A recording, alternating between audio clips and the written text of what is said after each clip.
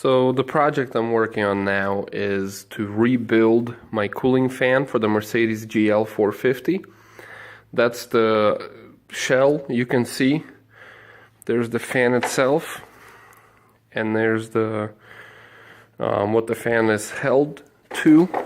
Now I took it apart already. I'll give you a quick rundown, and then you'll be able to put it back together without needing me to do a step-by-step. So these fans are extremely complicated. I don't want to say complicated, they're extremely expensive. For a factory replacement,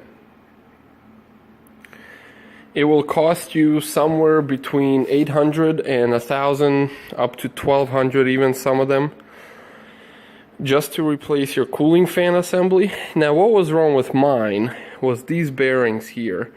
If I try to spin them, I can feel the grinding, and the way I found out that there was something wrong with them was when I spun the fan in place. When I just took my hand and I just spun it, I could hear the bearings not spinning evenly, and it did not sound like it was a nice smooth sound.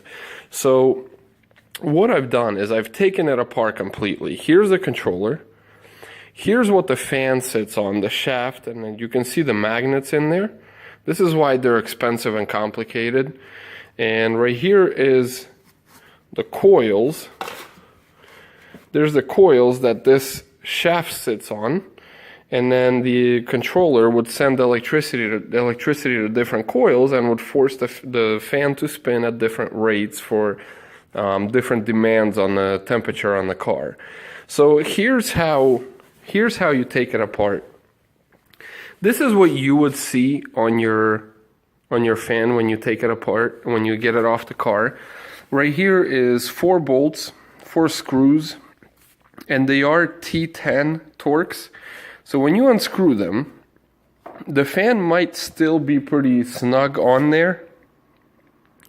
What I did is I took a pry bar, and underneath each one of these, I just slightly started lifting it. And eventually, now be really careful, don't break any of them. Eventually it came loose, and this fan comes off. And in here, in there, you would then have, from the back side, you would have this coil assembly sitting. Now it would be from underneath, but your bolts would be right there, 3 screws, and that would be after you take the fan off of here. So the 4 screws, then this would be sitting right here with that coil assembly screwed using the 3 screws right there, and you can only access that from the inside after you take the fan itself off. Then what you do is you unscrew the 3 screws, you flip it around, you unscrew the controller, and then you're able to take the entire assembly off with the wire that's routed right here. And you can see right here I have the controller, I have my coil, and I have my shaft that the fan actually sits on. After I did that,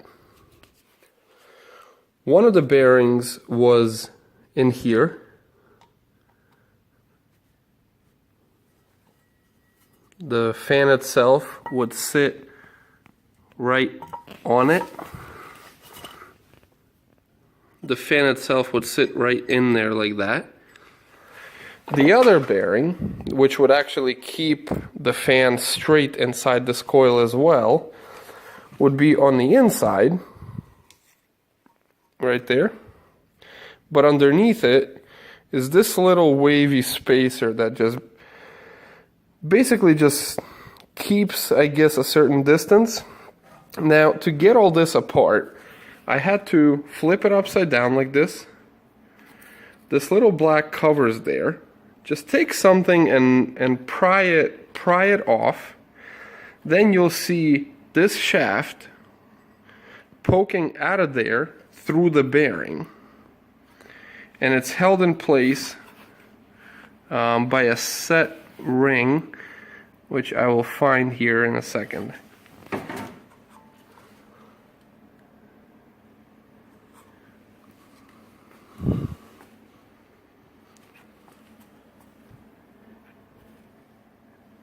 Maybe I won't, but it's a little spring-loaded ring that goes right inside that groove right there. Right inside that groove. And that's what holds this whole assembly together. So if you're starting this project, get the controller and this fan off of the housing that holds it. Take the little cap off in the back, right there. Then take your retainer ring off of there and basically put a punch right on there and punch this out of this whole coil. Then you'll be able to work your bearings, your front bearing through here, flip it over and do your rear bearing through the other way. And then to assemble it, you just reverse the process and do the same thing. And let me tell you, you can get $1,000 repair done for whatever you can find the bearings will cost you. And that's I'm very glad I found them. Right here they are, brand new. Here's the old ones, and you can really even feel the grinding that goes on inside of them. All right, any questions, please comment, please post anything you think would be helpful. And thanks for watching. Just want to give an update. I have the shaft, the coil, and the controller back in place. You can see right here, it is in place. It spins really well, really smooth with the new bearings. You can see the controller, the wire routed back behind. Here is that little cap that I was telling you, where you take the retaining ring off and then you can punch this shaft with this pulley looking thing off. The final step I have is to get the fan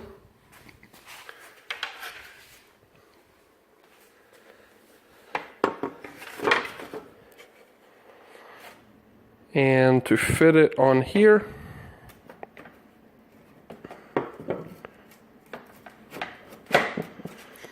Fits really snug, so you have to just kind of work all sides evenly on there, and then put the last 4 screws that would go through here, and that will complete your rebuild job for brand new bearings for a 2010 is mine.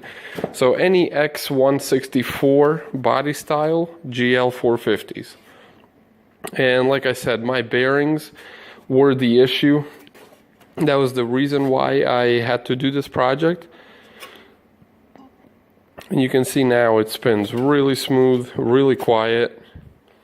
So I am really happy with the result. All right, thank you.